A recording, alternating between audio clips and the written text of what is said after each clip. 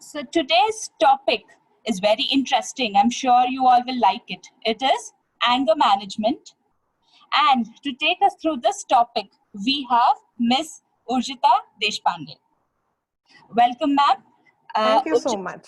Urjita ma'am is a clinical psychologist and a behavioral skills trainer with an overall experience of 15 years. She has expertise in behavioral trainings, psychometric testings, and psychological coaching. She is associated with various corporate across various industries, including healthcare. She has been recognized for creating, stimulating, interactive learning environments. Welcome to the session, ma'am, and welcome your lovely audience. Now I would hand over the mic to ma'am, and she can take it forward. You can post your questions in the Q&A. We shall take it up at the end of the session. Over to you, ma'am. Thank you, Priyanka. Thank you for introducing me. So here we are going to talk about anger management, right? And when we talk about anger management, the first thing that comes to our mind is that I don't need to manage my anger. If people, stop behaving the way they're behaving, I will never get angry, right? So this is a general belief that we have. And that's the reason we always feel that if I have to manage my anger, people should now start changing themselves. But now the world is not that good. So let us talk about, how to actually manage our anger. Generally, there is a lot of confusion in people in between, what is anger and what is aggression. So as you can see on the slide, anger is an emotional state, whereas aggression is a behavior that we actually show. Right now, when we are talking about this emotional state, it can vary in intensity. Like it can be a mild irritation about something to the intense fury and rage, where maybe we can start shouting, screaming, or maybe we can hit somebody also. Aggression is the behavior, outward behavior. So aggressive behavior can be something that we hit somebody, or we throw certain things, or we can harm somebody, right? So that is the basic difference between anger and aggression. Now, you can say that they are both like cousins, but it's not necessary that every time you get angry, it will be followed by aggressive behavior. So it's not always necessary. Many people, will simply get angry, but they might not be aggressive. Now, the next question that we generally have is anger good or bad, right? Definitely short-term effects uske good hi hain. Okay, because people will act as per your order. So suppose if some people in your team are not behaving the way you want, so the moment you get angry, you shout, you scold at them, they will start behaving themselves. You can get the things done from them, and definitely it gives you results. So yes, anger, short-term effects are always very good, because people will now obey you and they will listen to your orders, and you can achieve your targets or whatever. But when you look at the long-term effects of anger, it is going to lead to a lot of conflicts in relationships. It is definitely going to affect your health, and also it's going to affect your reputation, right? So we will talk a little bit more about anger, and then you yourself can decide whether anger is good or bad or no, because it's going to be very contradictory. Some people will say anger is good, some people might feel no, anger is bad. So let's not get into the arguments right now. You all can decide it for yourself. The next question is, which is the effective way to express your anger, right? So now you will see there are three categories of how people generally express their anger. One is inward. Inward means these people will never show that they are angry. They will simply agree, obey, and follow your orders. They will just not let you know that they are angry for inside. They will keep smiling maybe all the time. But these are the people, because they have suppressed that whole anger inside them, they generally tend to harm themselves. So it can also be at times in terms of a very drastic step like suicide, or doing some kind of a physical injury also to themselves. And also it harms in another way, that they might generally fall sick, right? So having your anger suppressed inwards is not a very good way to express your anger. Let's look at the other category, that is outward. Okay, now generally you will see that outward expression of anger can be in the assertive form. that yes, in a very assertive way, you can tell another person that this is not done, or this is not how I want you to behave, or so on and so forth. Another way of outwardly showing our anger is by shouting, scolding, throwing things, hitting, beating. It can be, in any other ways also. Generally, people find it very effective, because suppose if I scold my team members, everybody is going to behave themselves and they're going to just, work the way I want them to be. So generally it is believed that, if we show our anger, if we express our anger outwardly, it is always effective. But let's see, as I said, what is the best way of expressing your anger. The third category, I would like to name it as volcanoes. Now, what does volcano means? These are the people who will never express their anger. They will just suppress their anger for a long period of time. It can be, for days, it can be for months, it can be for years. And then at some point, these people tend to just blast themselves. One fine day, there's just one small trigger needed and they can just blow out of proportion. And this can be really very damaging to health. Generally, we say brain hemorrhage, right? So such kind of, or having a heart attack. So these are the effects of, having that volcano type of anger in us. So now suppose if we have to ask ourselves this question, that which is the effective way of expressing anger? So we have seen that inward suppressing, not a good idea. Outward expressing, fine. Short term it is good, but in the long term, it's not good. Volcano, definitely not good. Then what is the right way of expressing your anger? The right way of expressing your anger is, we will learn eventually now. So let us see further what is the right way of expressing your anger. But before that, let's talk about the effects of anger. I don't want to elaborate much on this particular slide because I am sure, anger is such a common topic. We all experience it on an everyday basis. Many of us are also seeing the effects of anger on ourselves, on our mind, that we have, confused thinking at times, we get irritable. It's definitely showing on our body. Earlier blood pressure, diabetes used to happen, after 40s or 45, but now it's happening at a very early age. So these are all the signs and symptoms of, having a stressed out and an angry kind of a mind. Interpersonal relations. So interpersonal relations means basically because of our angry outbursts, we are also realizing that our relationships are suffering, right? So effects of anger are very common. We all are experiencing it to some or the other degree. So let's not, spend time on talking about the effects of anger. I want to directly jump into this particular thing of how you can actually now manage the anger. What are the different things or some interesting facts you should know about anger so that it can help you to manage your anger?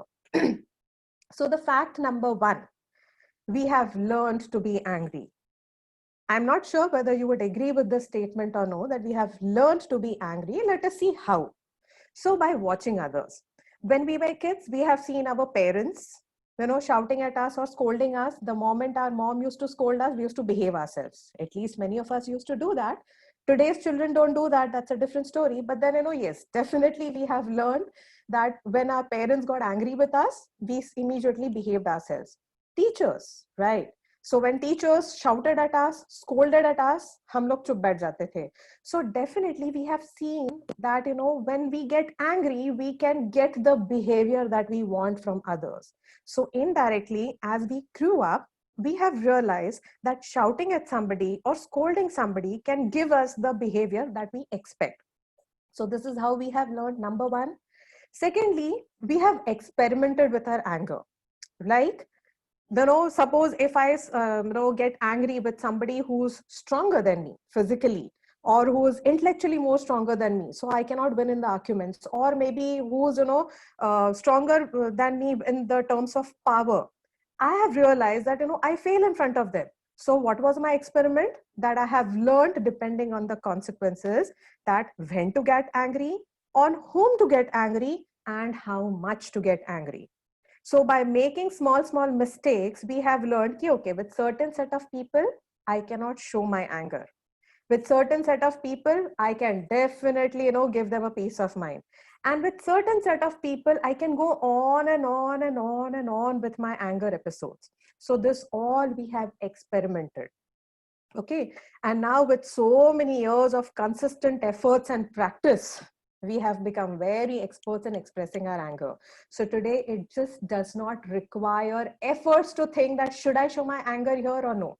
So for example, I have become so expert now ki suppose if I go to the office and my boss is shouting at me, I know that I cannot get angry over here. Now I don't have to think much about it.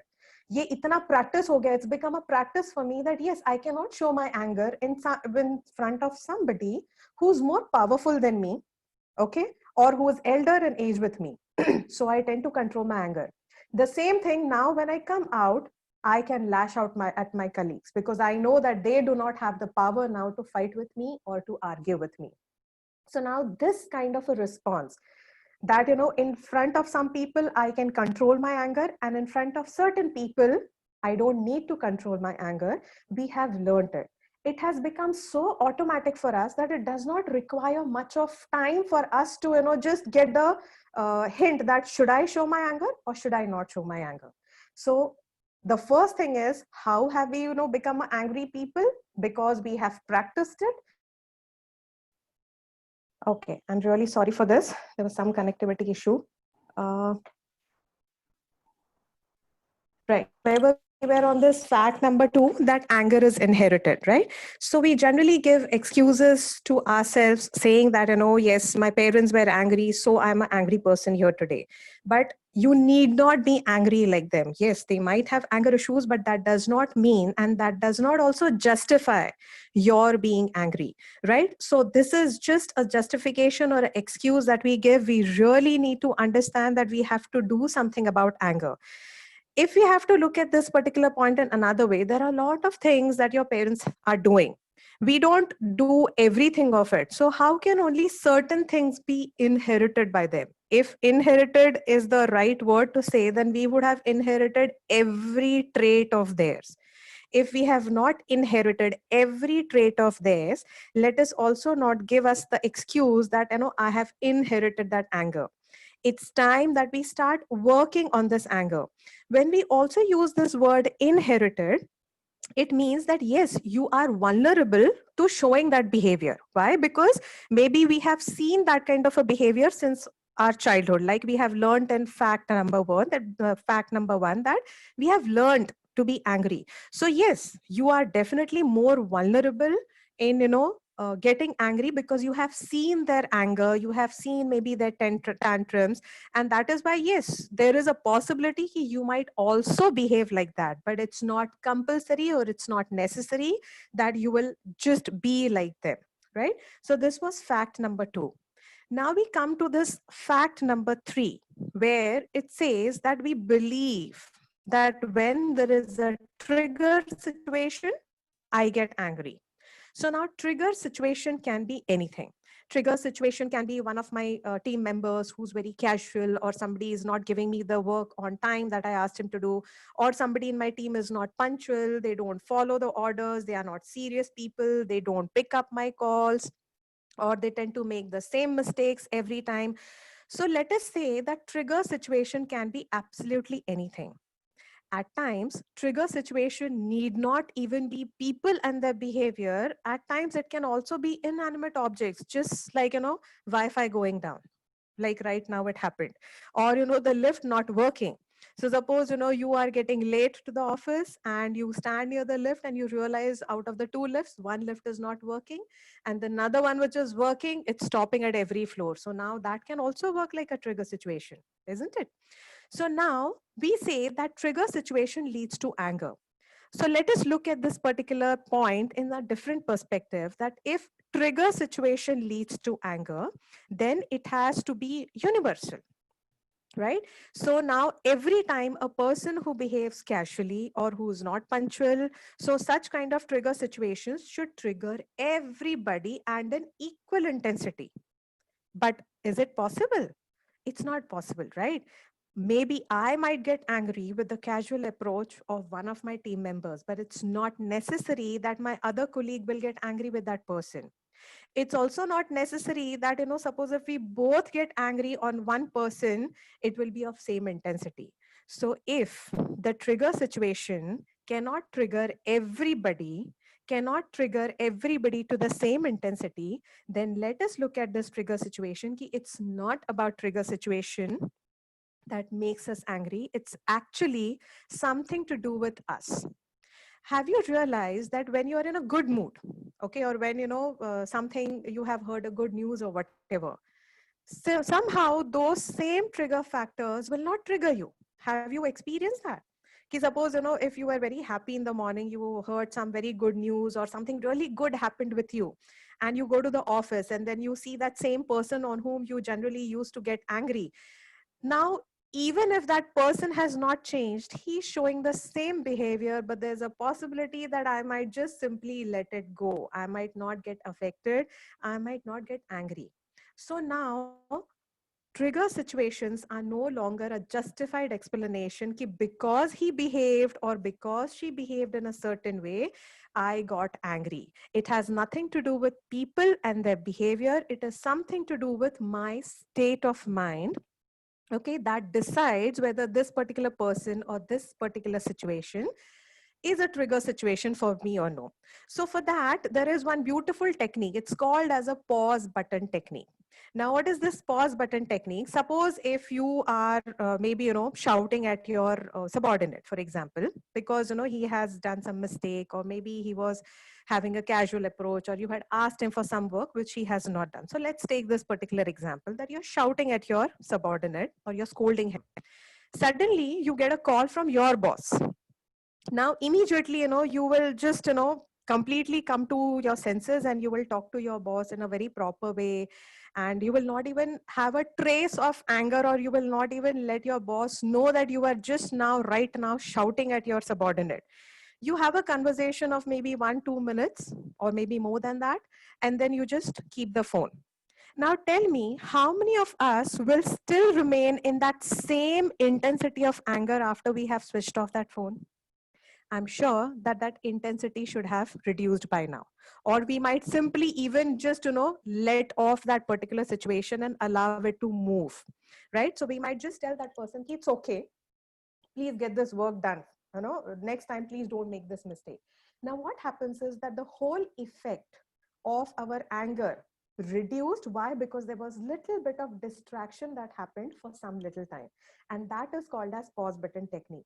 So now what we are supposed to do over here is, whenever you can see that there is a trigger situation, or there is a person who is now irritating you, who's annoying you, or there's some of the behavior is really getting on your nerves, all you have to do is understand and tell yourself that it's not about him, it's about me. So can I just pause over here, give some little bit of time, and not express my anger right here and right now? So this pause button technique actually will help you to distract. And that is why in earlier days, they used to say that, start counting numbers, or drink water, or just, get out of that particular room, or get out of that particular situation. Why they used to say that? It is simply that when you just stop that circuit, you do not move ahead in getting more and more angry. If I do not cut off that circuit, or if I do not stop that circuit, there's a possibility that that irritation that that person is giving me will irritate me, and then it can lead me to getting angry. Then I might actually even shout at that person and, express my anger in whichever ways I feel, is correct in expressing my anger. So this pause button technique always helps. So remember, it's not about people or the trigger situations. It's about how I want to react, and do I want to give that pause button so that I do not go further in my anger and the intensity of it. Ma'am, sorry to pause you. Yeah. Your voice is a little low. If you could just come a little more closer to the mic and speak. Okay, this is okay? Yeah, this is fine. Better. Okay, fine. So the next fact that we should know about anger is ki our beliefs generally encourage us to be angry. Now, what are those belief systems? Our belief system is, it feels good when I vent my anger, or I feel better when I, show my anger. Don't we all believe this? Ki we really feel good for some time. Ki yes, I have shown my power to somebody. We also have this belief that if I don't get angry, people are going to walk over me. Or by getting angry, I don't know, I can get what I want in my life. I can make people behave. Or there is also another belief that, others will not dare to treat me badly or mess up with me.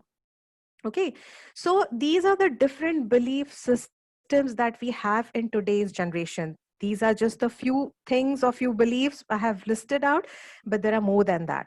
It has become another belief that in today's time, it is very difficult to get the work done without getting angry. You have to get angry, madam. This is the general excuse that I get, during the counseling sessions. They always want to justify their anger. They say that, until and unless I do not get angry, people just don't work. They take me casually as a boss. So I have to show angry. Some people also have this belief ki, no, madam, I don't get angry. I simply show that I'm angry, but I'm not angry. So first thing that we need to understand is we cannot show anger without being angry. So let's remove that thought out of that mind. Ki we just want to show people that we are angry, but internally we are not angry. Okay. Now, why you have to work on your these belief system is because they are really costing you heavy. Today, every time I hold a certain belief that yes, if I have to show my power or if I don't want people to mess up with me, then I have to be angry. Every time I am getting angry, it is affecting me, my mind, my body, and my relationship. So every time I get angry, I'm paying a heavy price. Today, the irony is we have all learned how to earn money. We are all having good jobs. We earn good salaries, but we are also earning lot of physical problems, lot of stress related problems, lot of relationship problems also. And why it is happening? It is simply because we just don't understand what to do with this emotion of anger. Many a times it so happens that anger is equated with power. Okay, and we feel that if this person is powerful, he has the right to throw the anger on me. So a person who is my boss can throw the anger on me. Now there is a need in me also to show that power. How do I show that power? I will show my power by throwing the anger on somebody who is weaker than me. Right? And this is how we all are trying to show our power in some or the other way. You will see there are a lot of people, who will just keep quiet in the office, who will not show their anger in the office. But that need to show the power is always there. And that need, they fulfill it when they go home. They will show that power to their family members. And the problem is then children suffer and the spouse suffers. We say that, we are earning for them. We are doing this kind of effort for our family only. But then what is the whole point when we are disturbing them only so much? You will also see that we generally express our anger more on our own people. Don't we show the most of our evil side to our children? We tend to say, we tend to do certain things, which we will never imagine doing it with our colleagues. Right? So we need to now, first thing is remove this belief system. Just because I have that capacity to fight with somebody and be angry and show angry does not make me powerful. Actually, anger is a sign of imbalance. Okay, let me give you an example over here. Suppose if we are physically strong and our immune system is strong, right? Now it won't shake us, it won't make us sick very early. True or no? Similarly, when we are mentally strong, when we are emotionally strong, nobody can shake us because we are already very powerful. Nobody needs to come and tell us that you are powerful. So let us now change one equation over here, that anger is equal to power. No, anger is equal to imbalance. There is no need to show your power by getting angry or by shouting, scolding, hitting, beating. Yes, there are certain people who bully, who do such kind of behavior and get their things done. That's a different story. Like now, we have tried that if it's costing me so heavy, If it's costing me my health, if it's costing me my mental health, if it's costing my relationships, then I have to really be careful when I am actually expressing my anger. And that is the reason, first thing is work on your belief systems. Key people in my office are very casual people. Until and unless I do not tell them, they do not work. Okay. Now, just I'll give you one more example over here that suppose if somebody is not, listening to you, or if somebody is having a very, very casual approach, how do you deal with that person? Okay. Now, every time we feel that anger is the only way that I have to, show so that he will start working. Honestly answer my one question. Suppose if you have not achieved the target, if you have not done the work properly, how is it that you would like to be told by people? Or how is it that you would like to be told by your boss? I'm sure nobody would say that I love when I get fired. I love how much you makes me gets angry with me. That is the real motivator, I tell you. Are we going to say that? Definitely no. If we ourselves do not get motivated when somebody shouts at us and scolds at us, how can we have this belief that until and unless I shout at others or get angry at others, they don't do the certain things? In fact, the point is here that when somebody shouts at us or scolds us for whatever we are doing, we start losing interest. We start losing interest in the work that we are doing. And the more we start losing interest, the more mistakes we are likely to make. So until and unless we do not work on this belief that unless I do not get angry, my team members don't work, please work on this belief. Nobody likes to be scolded. Nobody likes to be insulted or humiliated, right? It only leads to disinterest and it leads to a more casual approach.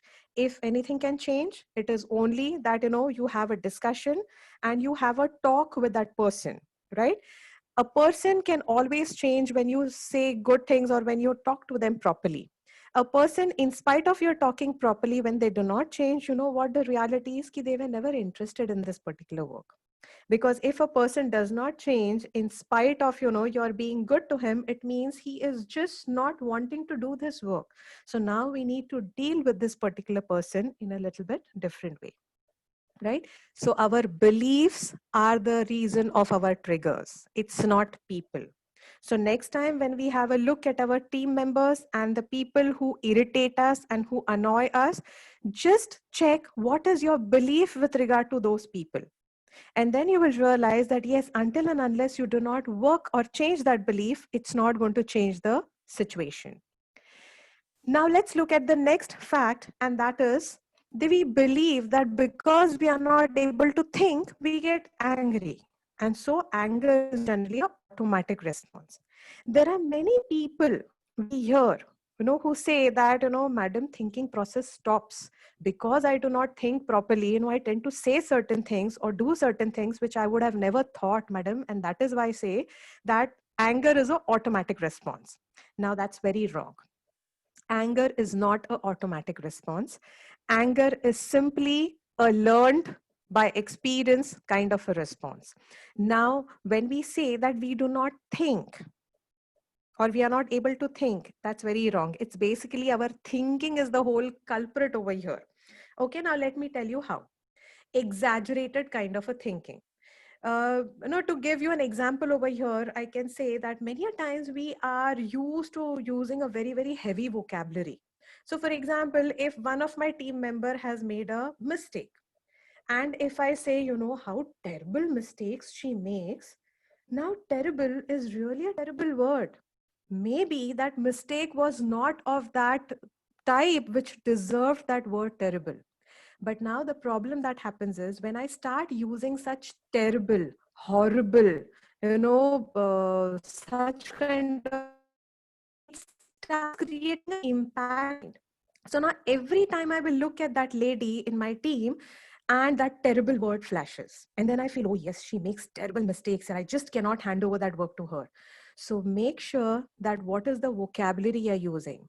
Like if we have to say in today's situation, we are, confined to our homes, we are not able to go outside. There are many people will say, it's such a horrible condition. I tell you, I have, got bored to death. Now, these are very exaggerated thinking. Bored to death matlab kya hai? Right? So fine, instead of saying that, it is such a horrible condition, you can always say that, yes, it is a little bit uncomfortable staying at home. At times I do get bored. That's all. Now, when I use mild words to describe people or to describe those trigger situations, you will realize that trigger reduces. It will no longer now trigger you to that intensity.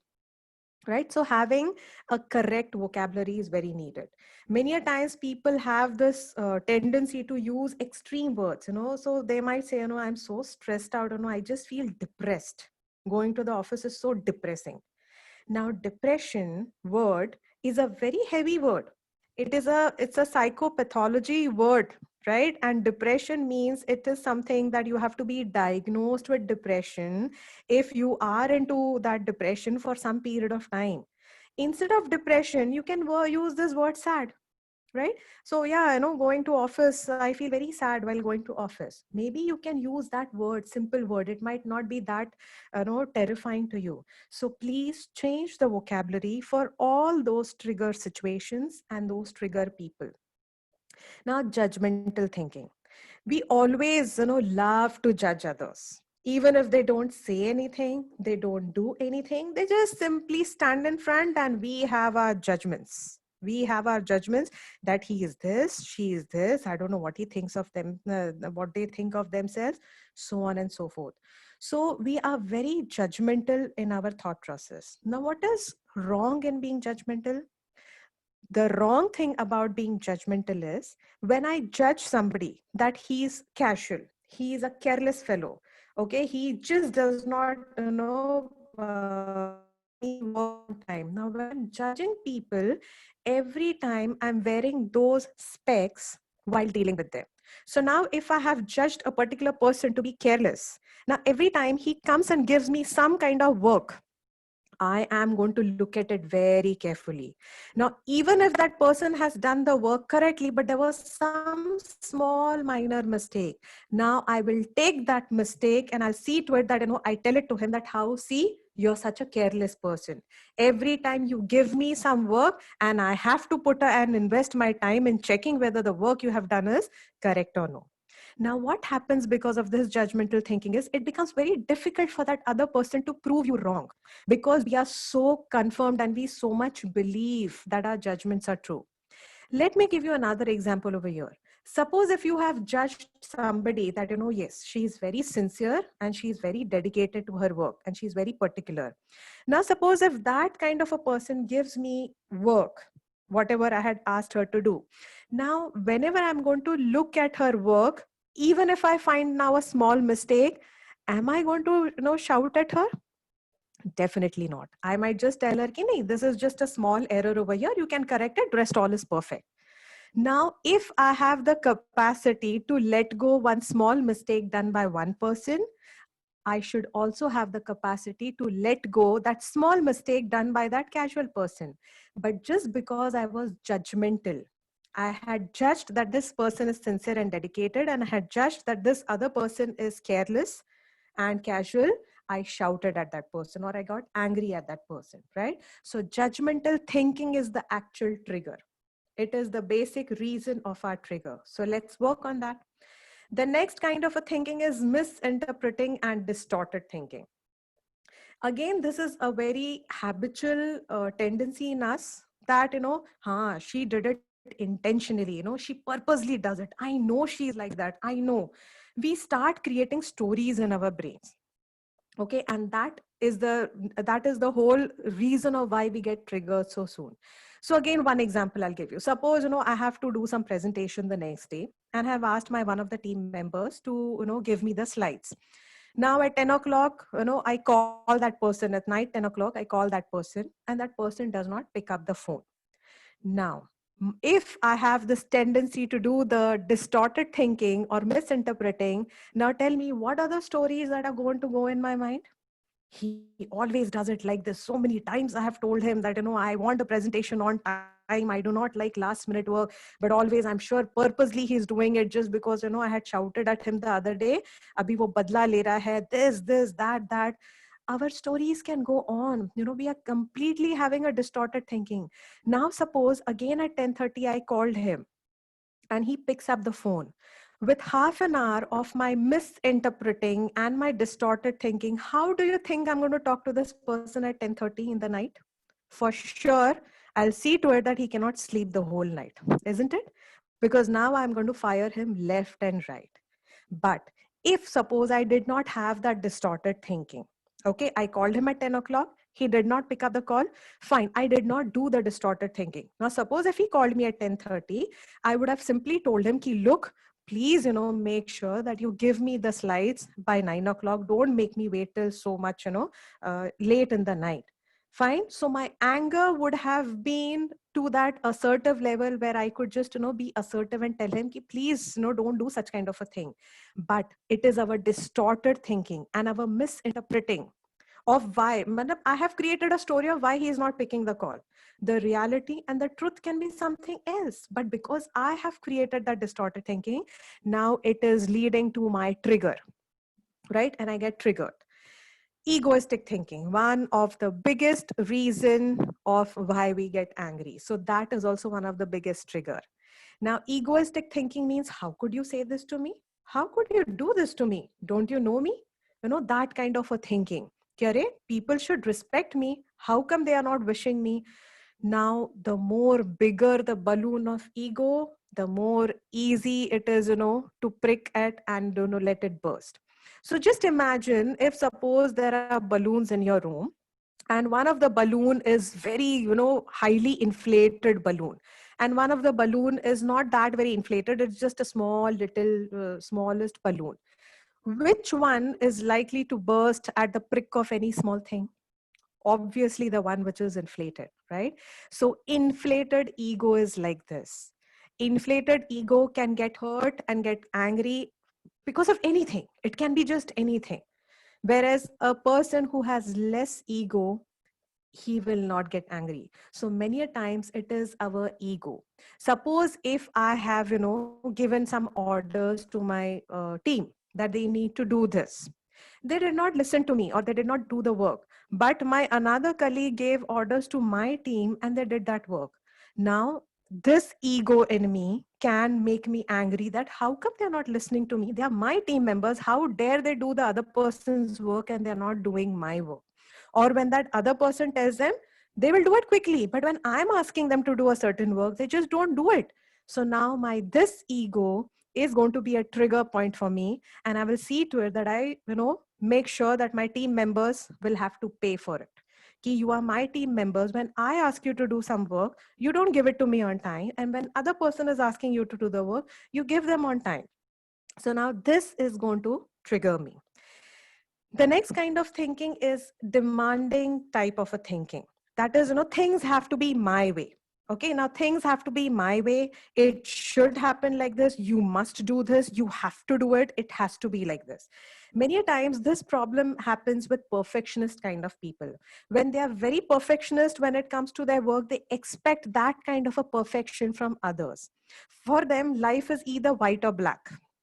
So whatever they do is correct and whatever they do not do is not correct. So suppose if there are people who are punctual, now even if that another person is coming 5 or 10 minutes late, now they are going to get angry with that behavior and they're going to call that person lazy or crazy or whatever, right? So anger has completely to do with your thinking and only your thinking.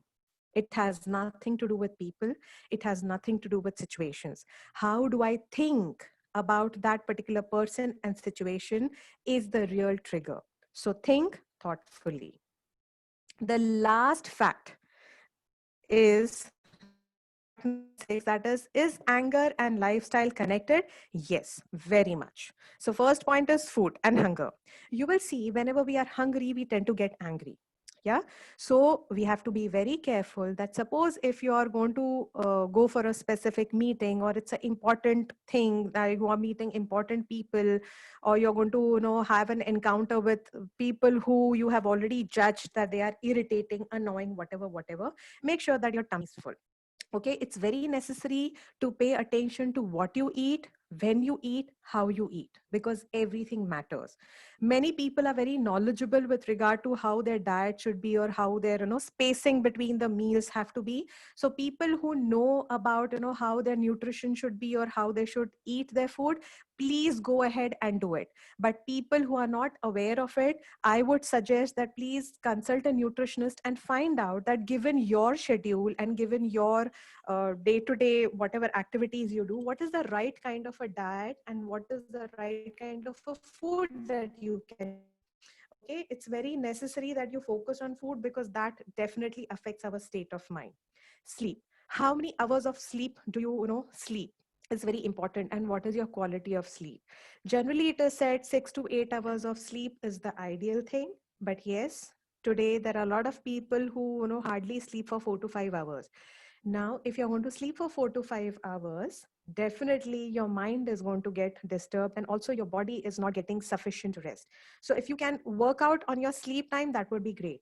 When I say quality of sleep, it's very important to pay attention to what is it that you are doing before you sleep. There are many people who watch TV before sleeping.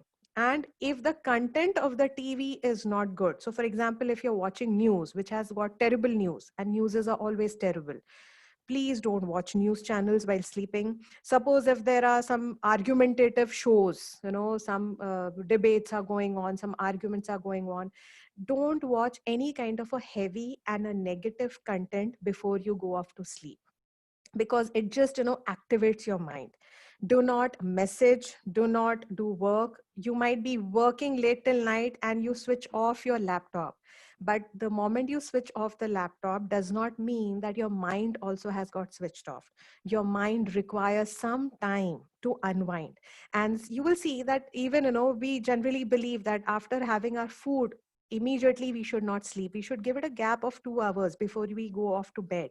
Same goes with mind. You will have to give that time to unwind. You cannot do some kind of things which are activating your mind and then say I want to go to sleep, because now if you're going to work till the last minute of your day and then you go off to sleep, definitely it is going to affect your quality of sleep. And if we do not have a good quality of sleep and we sleep for less amount of time, that is going to definitely affect your state of mind in the long run. The next point is exercise. Yes, exercise is very crucial because it helps us release the anger. So exercise is a must. Cleanliness around you. It's not necessary that you should have a big house or a beautiful house. The only thing is you have to have a clean house or a clean desk. So make sure that whichever surroundings you are in, whether it's your house or whether it's your office, it should be clean. You need not have much of furniture or whatever, but it should be clean. That affects your state of mind. Ventilation and lighting, that also affects. Meditations definitely play a very, very major role, crucial role in your, anger management. So you can figure out for yourself what kind of meditation you can do, and which is the time that you can do the meditation. And the last point is music. Music always helps you to release that anxiety and stress that has been created out of anger. There is something called as elevator music theory. Now this theory was invented when actually the elevators were invented, and they realized that people are getting anxious when they have to enter into that closed elevators, and that is why they tried this music therapy. And that is the reason you will see that music is being placed in every elevator in the hotels when you go. It's a very nice and a soft music which does not interfere, so you can actually even talk in the lift, but at the background there's a sound, nice sound going on. You will realize that this elevator music is never jerky. It does not have loud sounds, or it does not have jerks in it. So that actually helps us to release the stress and the anxiety that we have created. So how you can inculcate that music in your lifestyle is, when you go home, whichever music you enjoy, something instrumental, playing that at the background will always help you to just soothe your mind. It's very soothing for your mind. right? So try making these small changes in your lifestyle, because your lifestyle is your lifeline. You need to give priority to it, right?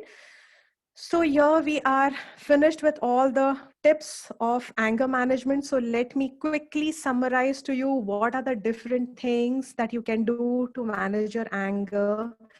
So first thing, as we have learned, you need to unlearn your anger. We have experimented it, we have done it so many times, and because of which now we have become very automatic in our anger response. So how do I unlearn this anger response? By using the pause button technique that I shared with you. It is just stop yourself. Do not express your anger. And when I say stop yourself, does not mean suppress your anger. It simply means just stop. Do not react. Just don't react. And then think about it, because you're thinking, what kind of thinking that happens decides whether you will show your anger further or no, right? Except that it's about you and it's not about triggers. You yourself are creating lot of trigger points. Today, if we do not change our belief system, our way of thinking, our way of judging people, then the triggers are only going to increase in number.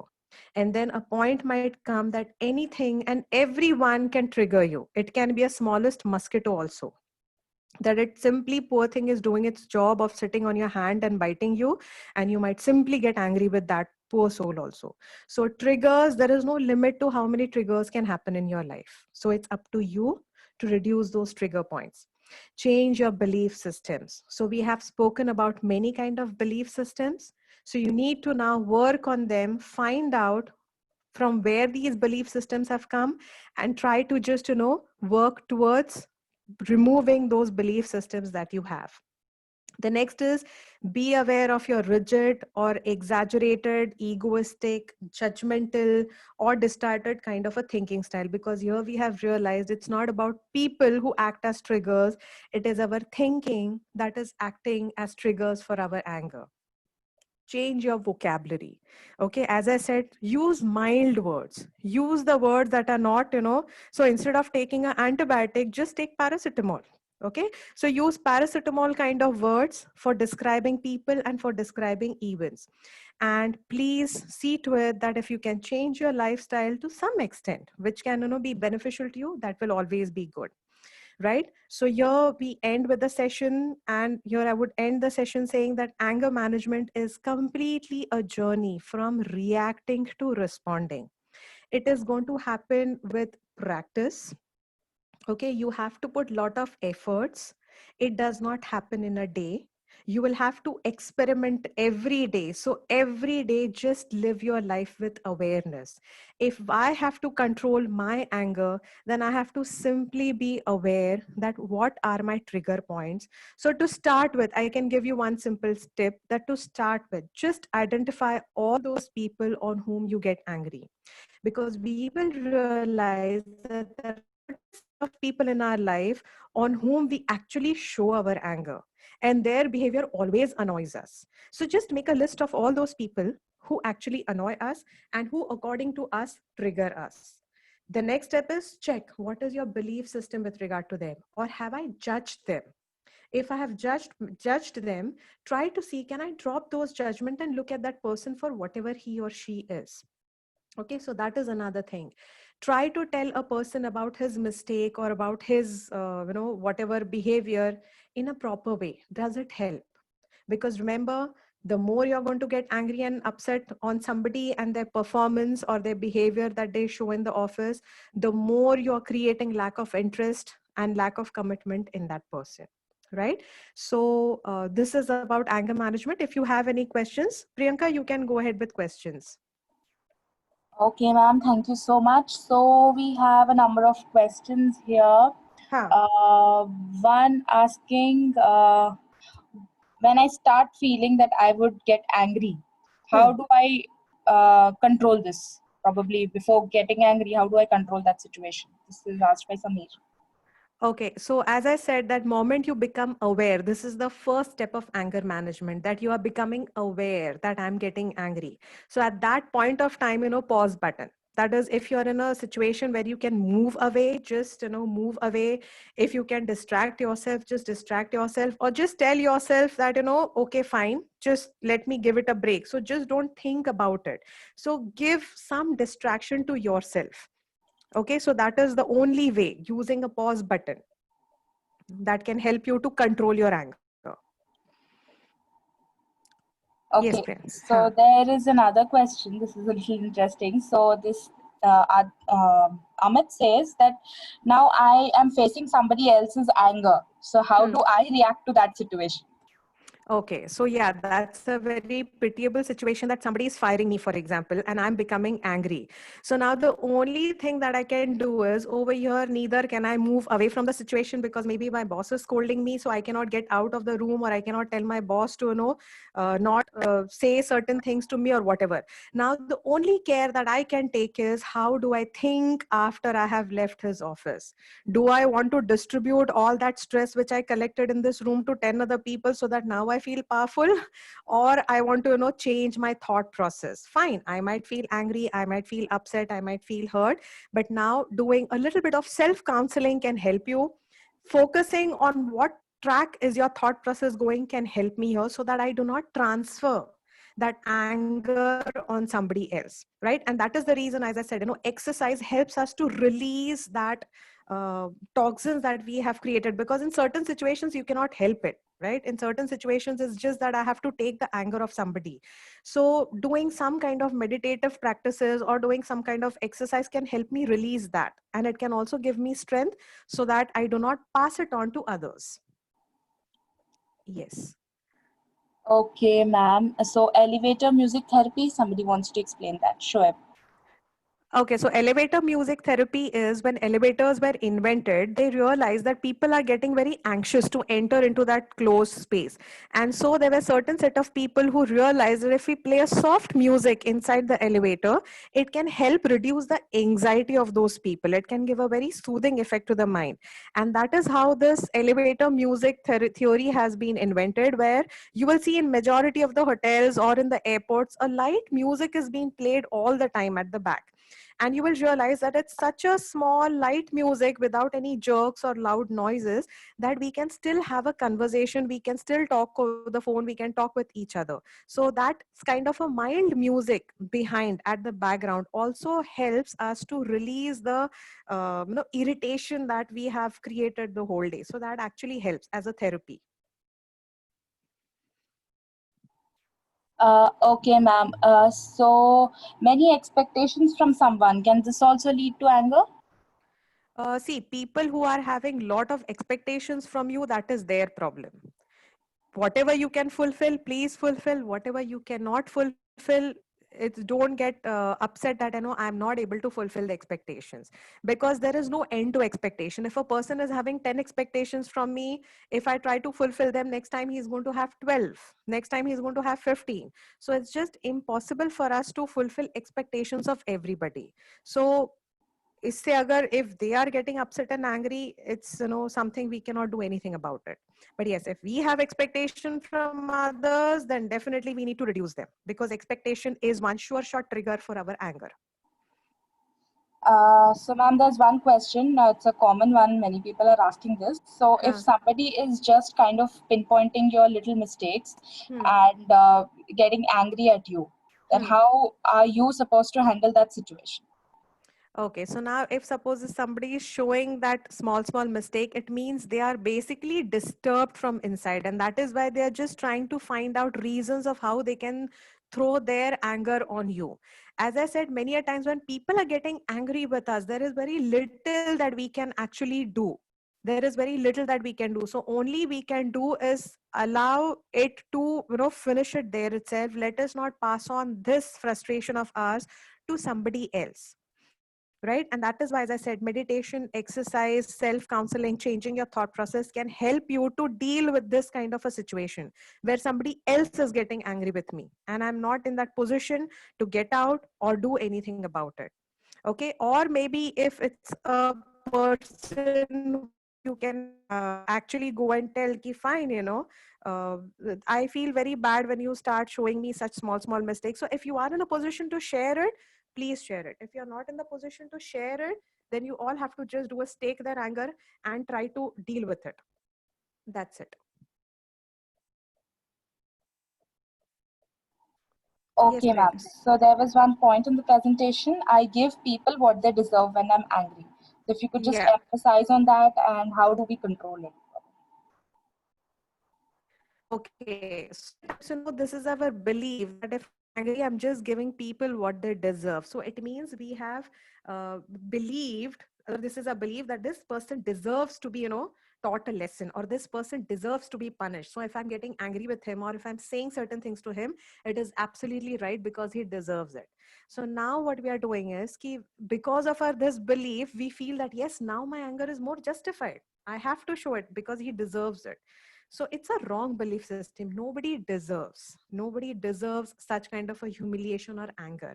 Always, remember one thing, that if you do not like to be treated like this by others, never treat others, in a wrong way. So always think before you act, always think before you speak. If this kind of a action and behavior was done by somebody else to you, would you like it? If no, then don't do it to others. Nobody deserves such kind of a humiliation or anger, actually. So remove this belief system. Yes, Priyanka. So, ma'am, one last question we can take. So, due to the pressures in the corporate world and due to the pressure of the higher management, sometimes employees tend to take such decisions which they will probably regret later. Probably that is due to the anger. So, how do we control such situations?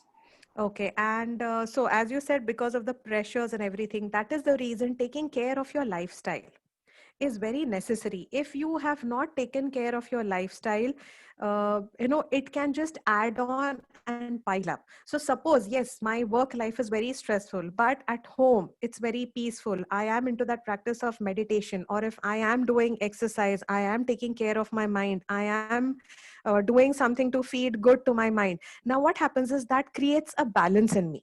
Okay, that will create a balance in me, so that every time now I go to the office the next day, I'm prepared.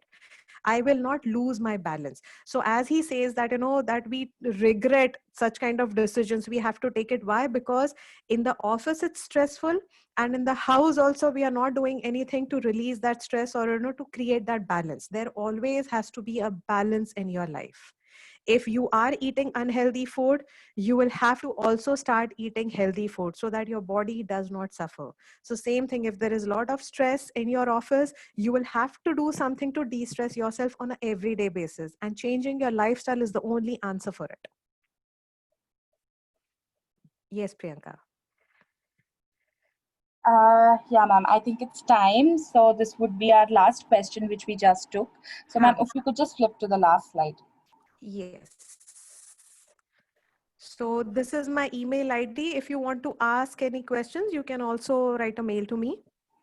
And this is Priyanka's ID. So, team, thank you so much. Thank you so much for being there and listening to the session. I am sure you had a lot of insights, and you will be using tips shared by ma'am to probably control your anger. From DRFHE, I would like to thank Ojita ma'am to facilitate such an amazing session. Thank you so much, ma'am, for being there. I hope we could answer most of your queries. If you want to reach out, you could reach out to either me or you could reach out to ma'am, and we will probably solve your queries. So that's it for today, people. I would now Thank you, like to Priyanka. give a Yeah. Thank thank you, you. Priyanka. Thanks to each one of you who's listening. I hope you have, got some points to work on, and, reduce your anger. Thank you so much for listening. Thanks, Thank you. team. So we will meet on Monday again with an amazing session on conflict management. See you again. Bye bye. Sayonara.